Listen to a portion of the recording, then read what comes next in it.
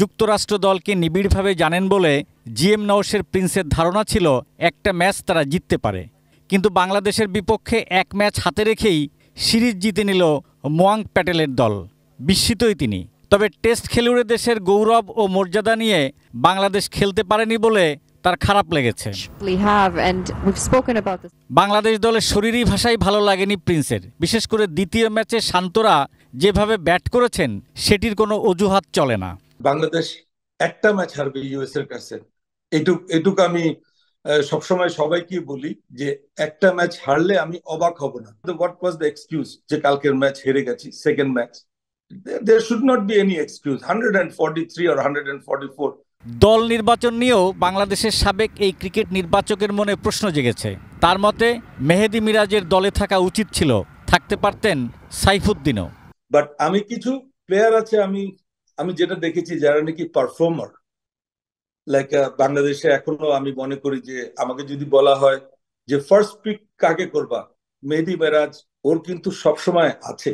I think he can fill up all the format of the game that is there. And opening stance নিয়ে যদি বলেন, আমি বলবো এখনো ও তামিমের জায়গা পূরণ করার মতো এখনো আমি প্লেয়ার দেখি নাই। তামিম মাঠে দাঁড়ালে বোলাররাও কিন্তু একটু 10টা মিনিট চিন্তা করে, 2টা মিনিট চিন্তা করে। সো ইজ ভেরি অ্যাগ্রেসিভ টি20-তে। আমি জানি না, আমি আমার জাস্ট দেখা মতো আমি জাস্ট বললাম, দ্যাটস মাই ওপিনিয়ন। সাইফুদ্দিনের ইট ওয়াজ ভেরি আনফরচুনেট আর কি। আনএক্সপেক্টেড তো অনেক কিছু হতেই পারে। টি20 is something, it's like just আপনি এক ওভারের ব্যাপার, you can change the game. বাংলাদেশের কোচিং স্টাফ নিয়েও প্রিন্সের মনে একটা খটকা আছে।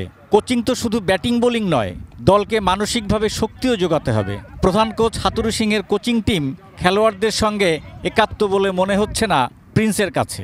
আমার কেন যেন দেখে মনে হয় দে আর ভেরি অ্যালুফ মনে হয়, কোচিং স্টাফ থেকে প্লেয়াররা অ্যালুফ মনে হয় আমার কাছে। আমি তো দেখতেছি, আমি আমার যেটা আমার চোখে পড়েছে, আমি যা দেখেছি এই সিরিজটা ওদের মোরালি যে বুস্ট আপ করেছে, যে তাদেরকে অ্যাজ এ টিম হিসাবে তারা খেলছে, এটা কিন্তু টিমের জন্য খুবই একটা আশাজনক ব্যাপার, যেটা নাকি ইউএস আপনি ওর তো চিন্তাই করতে পারে না যে they won against series against test nation, right? So এটা তো বিশাল বুস্ট আপের ব্যাপার ইউএস টিমের জন্য। So they can now think we can beat any team, that কি বলবো, confidence level they have now.